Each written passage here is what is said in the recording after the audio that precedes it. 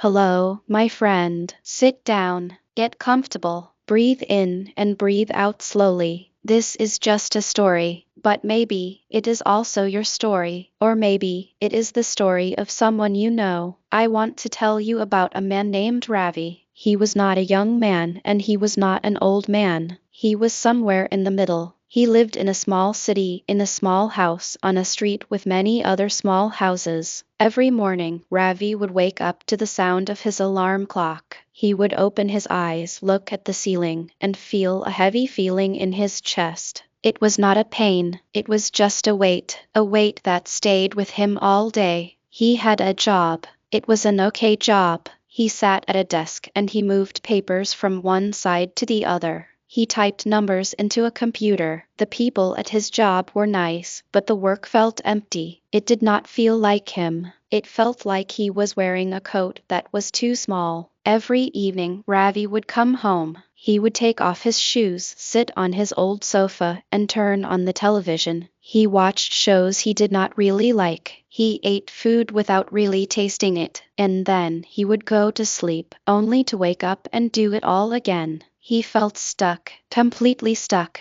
like a bicycle with a chain that had fallen off. He could move his legs, but the bicycle would not go anywhere. He wanted to change. He wanted to feel alive again, but he did not know how. The idea of changing his life felt too big. It felt like trying to move a mountain with his two small hands. This is where our story truly begins. Chapter 1: The Old Man in the Park. One Saturday afternoon, Ravi could not sit on his sofa anymore. The four walls of his house felt like a cage. He put on his shoes and went for a walk. He walked without thinking, his feet carrying him to a small park near his home. The park was not beautiful. The grass was dry in some places. The benches had old paint peeling off them. But there were trees and there was a small path that went in a circle. Ravi started walking the path. Around and around. He watched young families laughing. He watched children running. He watched couples holding hands. He felt even more alone.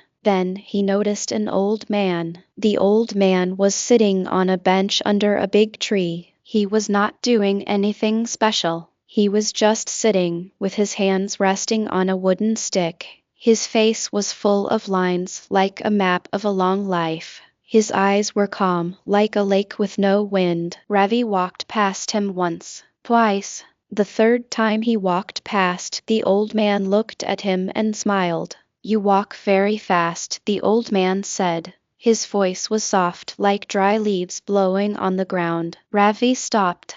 He was surprised anyone was talking to him. "I suppose I do," he said. "Sit down for a minute," the old man said.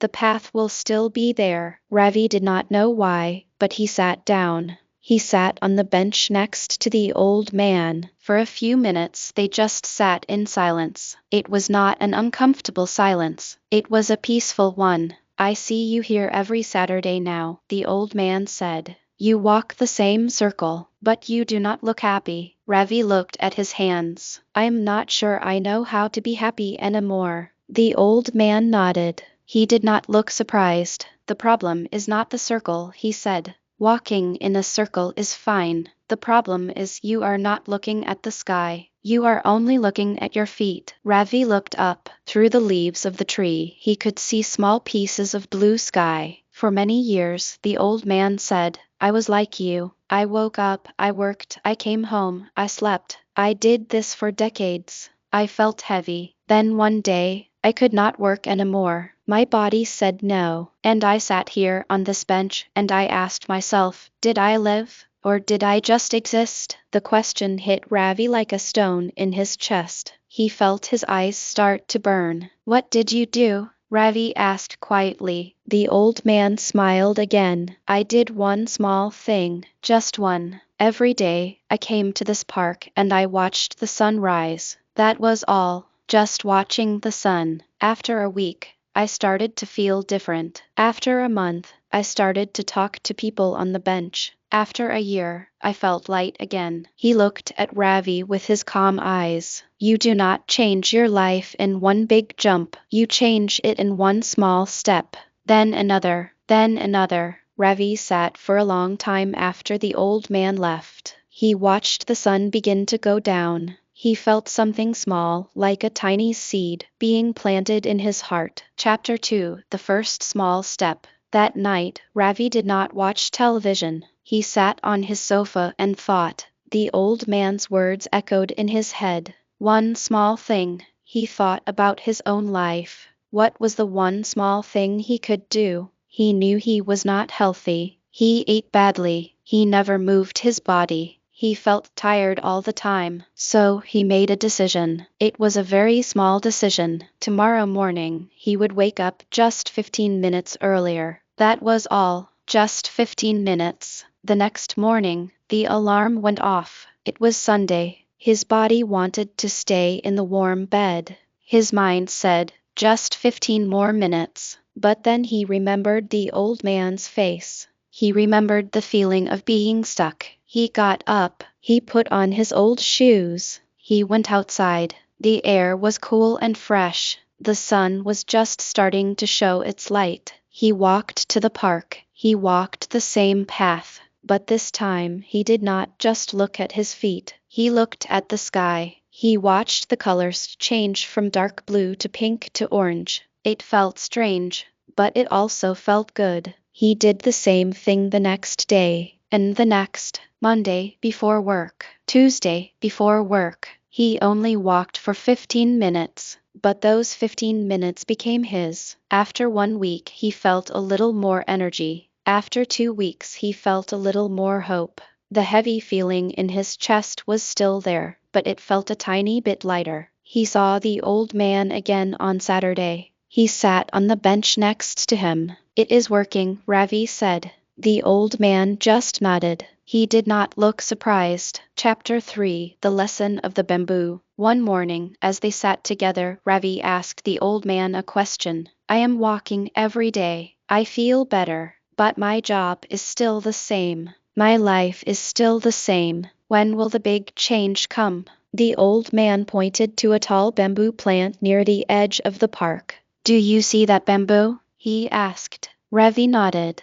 Do you know how bamboo grows? The old man asked. A farmer plants a bamboo seed. He waters it every day. He gives it sunlight. But for the first year, nothing happens. No plant comes up. The second year, still nothing. The third year, nothing. The fourth year, nothing. Ravi listened carefully. People would say, this is a waste of time. Nothing is growing. But the farmer keeps watering. He keeps believing. Then, in the fifth year, something happens. In just 6 weeks, the bamboo grows 90 feet tall. Ravi's eyes widened. 90 feet? In 6 weeks? Yes, the old man said. But did it grow in 6 weeks? Or did it grow in 5 years? For 4 years, it was growing roots. Strong, deep roots. So when it was time to go up, it could go very high. The old man looked at Ravi. You are in your root time, my friend. You are watering yourself every morning.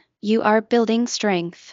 Do not look for the tall plant yet. Look for the roots. Ravi sat in silence. He understood. The change was happening, but it was happening underground, where he could not see it. He just had to keep watering. Chapter 4. The Mirror and the Voice. As the weeks passed, Ravi started to notice something else. He did not like the way he talked to himself. When he made a small mistake at work, his mind would say, you are so stupid. You always do this. When he looked in the mirror, his mind would say, you look tired. You look old. You are not enough. One day he told the old man about this voice. The old man listened. Then he said, if a friend talked to you like that, would you still be friends with them? No, Ravi said. Of course not. Then why do you let yourself talk to you like that? The old man asked. You are the one person who will be with you your whole life. You must be kind to yourself.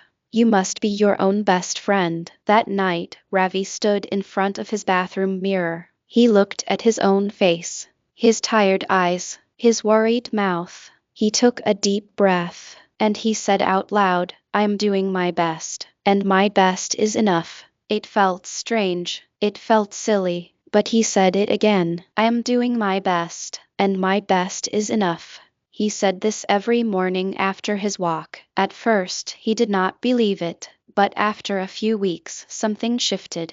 The voice in his head became a little softer, a little kinder. He was not just watering his body with his walks. He was watering his heart with his words. Chapter 5. A new lesson begins. One evening, Ravi was at home. He was reading a book the old man had given him. It was a simple book with short stories. The English in the book was easy to understand. Ravi had always been afraid of English. In school, he was never good at it. The grammar was confusing. The words were hard to remember. He felt stupid when he tried to speak it. But this book was different. The sentences were short. The words were simple. He could read a page without stopping too many times. He thought about his life. He thought about the bamboo. He thought about the mirror. He realized something. Learning English was like everything else. It did not happen in one big jump. It happened in small steps. One word, one sentence, one page. So he made a new decision, another small step. Every day, after his walk, he would read one page of his simple English book, just one page, out loud. The first day, his voice was quiet. He was shy. The words felt clumsy in his mouth.